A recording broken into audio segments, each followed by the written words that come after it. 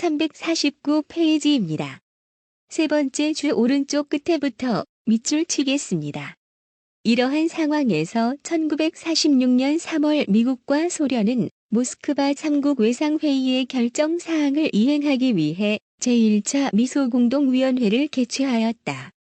그러나 미국과 소련은 미소공동위원회와 협의에 참여할 단체의 범위를 놓고 첨예하게 대립하였다.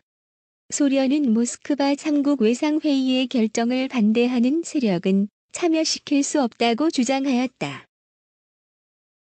반면 미국은 신탁 통치에 반대하더라도 참여를 원하는 단체는 모두 협의의 대상으로 해야 한다고 주장하였다. 결국 미국과 소련의 의견 대립으로 제1차 미소공동위원회는 결렬되었다. 이어서 좌우 합작 운동입니다.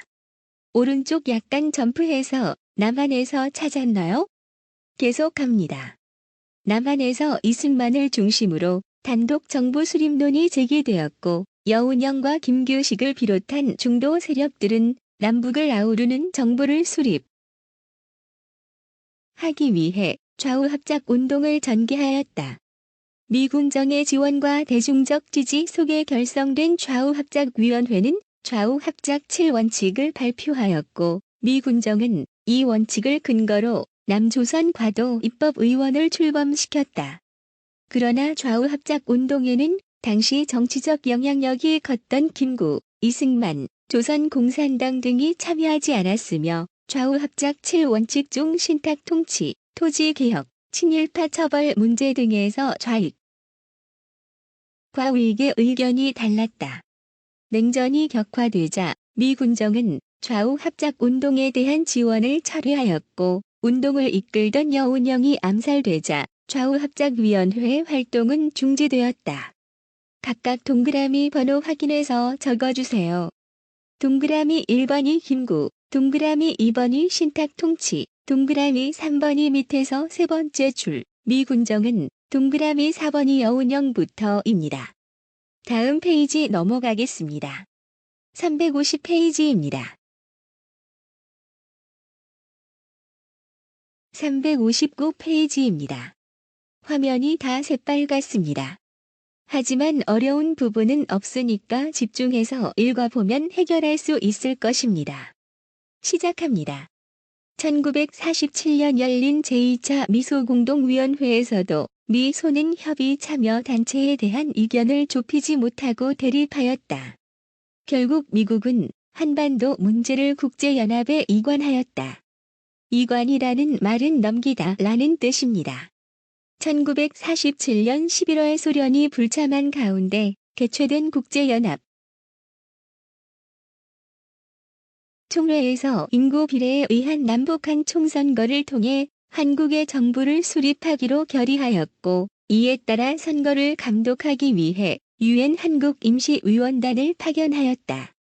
그러자 북한과 소련은 국제연합의 결정에 반발하여 유엔 한국임시의원단의 입국을 거부하였다. 이에 국제연합은 소총회를 열어 선거가 가능한 지역에서 총선거를 실시하기로 결정하였다.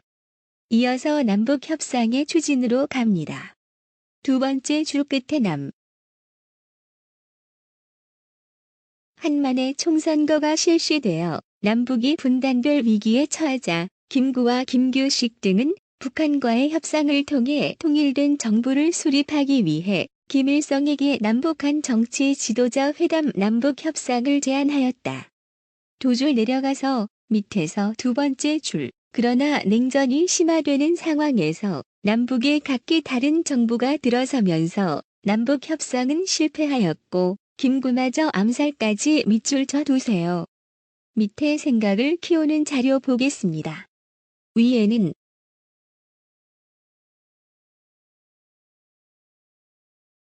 이승만의 정읍 발언입니다. 이승만은 통일정부의 수립을 원하지 않았습니다. 왜냐하면 그 당시 사회주의가 인기를 끌고 있는 상태였기 때문에 선거를 통해 통일정부가 들어선다면 틀림없이 사회주의 정부가 세워질 것이라고 생각한 것 같습니다. 그래서 한반도 전체를 사회주의 국가로 만드는 것보다 남한이라도 자본주의 국가를 만드는 것이 번영에 유리할 것이라고 생각했다고 볼 수 있습니다. 통일보다 분단이 우리 민족의 장래에는 도움이 될 것이라고 생각했다고 할 수 있습니다. 정읍은 전라북도의 한 도시 이름으로 이승만이 그곳을 들러서 연설을 하는 도중에 처음으로 통일정부가 아닌 남한 단독 정부 수립을 주장하게 됩니다. 이것을 전문 용어로 단정론이라고 합니다. 남한에만 정부를 세우자는 것이므로 이승만은 통일정부 수립에 반대했다는 것을 잊지 마세요. 시험에 잘 나옵니다. 밑에는 김구가 있습니다.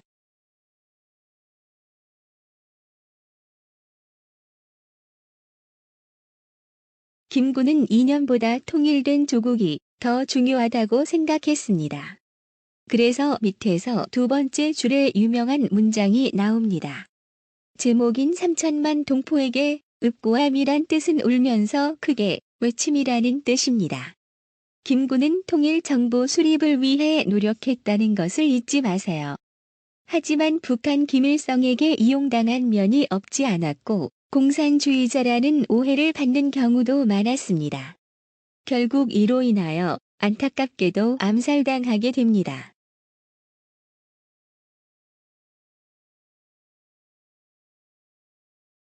351페이지입니다. 두 번째 줄, 1948년부터 쭉 밑줄 치기 시작해서 희생되었다까지 밑줄 쳐주세요. 여기도 중요한 것이 많아서 빨간 줄이 많습니다. 꼭 알아야 하지만 그 중에서도 또 중요한 것은 형광펜으로 처리했으니까 잘 알아두기 바랍니다. 그리고 밑으로 쭉 내려가서 베이지색 박스를 보겠습니다. 제주 4.3 사건에 대해 자세하게 다루고 있습니다. 우선 두 번째 줄에 1947년 제주도에서 3.1절 기념 대회가 열렸다. 까지 밑줄 칩니다. 한 줄 내려가서 주민 6명이 죽는 사건이 발생하였고 분노한 제주도민은 총파업을 단행하였다. 에 밑줄 쳐주세요. 한 줄 내려가서 1948년 4월 3일 남로당 제주도당은 부터 시작해서 무장 봉기하였다.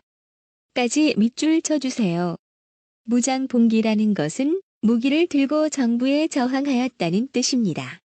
제주도 안에 공산주의자들이 중심이 된 것은 맞습니다. 그런데 문제는 에서 이념과 상관없는 보통 사람들이 너무 많이 죽었다는 점입니다. 정확한 숫자는 알 수 없지만 2만여 명이 죽었다는 주장도 있습니다. 그래서 정부는 밑에서 세 번째 줄 2000년 제주 4.3 사건 진상규명 및 희생자 명예회복에 관한 특별법이 제정되어부터 끝에 사과하였다까지 밑줄 쳐주세요. 정부가 사과한 이유는 너무나 많은 죄 없는 사람이 죽었기 때문입니다. 다시는 일어나면 안 되는 비극입니다. 다시 위로 올라가겠습니다. 여섯 번째 줄, 정부 수립 후 이승만 정부가 부터 발생하기도 하였다까지 밑줄 쳐주세요. 이것을 여수 순천 11구 사건이라고 합니다. 제주 4.3 사건과 같이 세트 메뉴라고 생각하면 됩니다. 당시 대한민국 국군 안에도 공산주의자가 있었다고 생각하면 됩니다. 이러한 혼란 속에서도 한 줄 내려가서 1948년 5월 10일 남한 지역에서 총선거가 실시되어 국회의원을 선출하고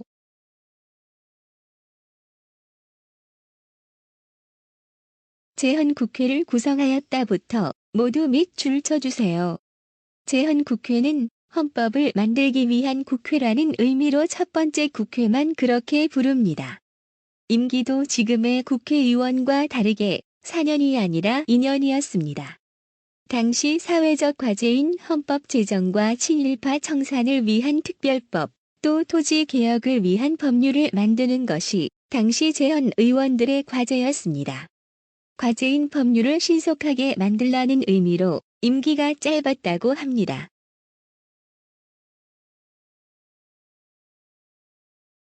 (50) 총선거는 21세 이상 모든 국민에게 투표권을 부여하였으며 선거의 사원칙에 따라 치러진 우리나라 최초의 민주선거였다에 밑줄 쳐주세요.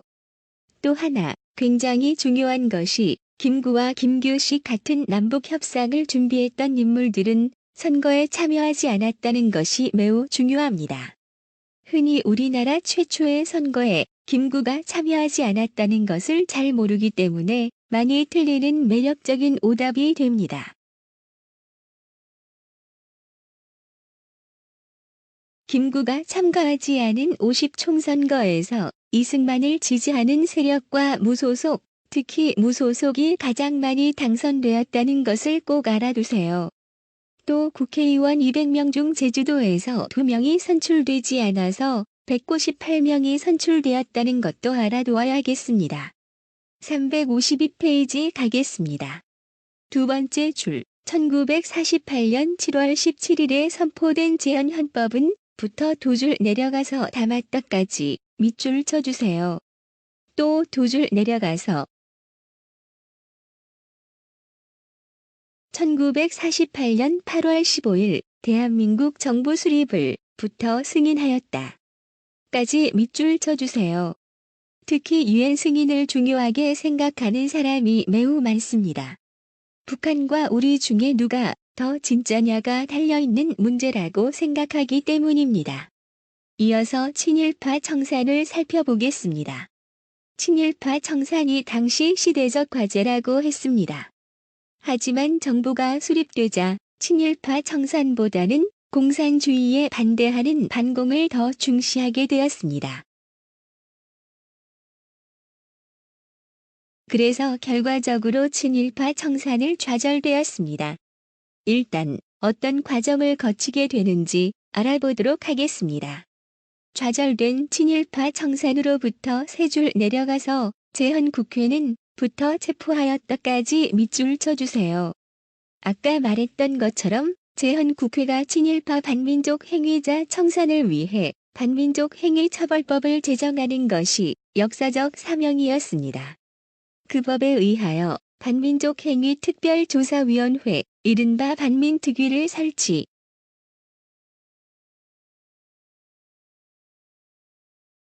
하였습니다. 반민특위는 경찰의 역할을 하는 것이었습니다. 그런데 이미 경찰이 있는데 왜 또 경찰 역할을 하는 반민특위를 설치하였을까요? 그 이유는 당시 경찰은 거의 대부분 친일 반민족 행위자로 이루어졌기 때문입니다. 그래서 반민족 행위자 체포에 경찰을 활용할 수 없었습니다. 다 같은 편이었기 때문이지요. 여하튼 반민특위는 열심히 일해서 성과를 거두었습니다. 그리고 재판을 해야 했지요. 그런데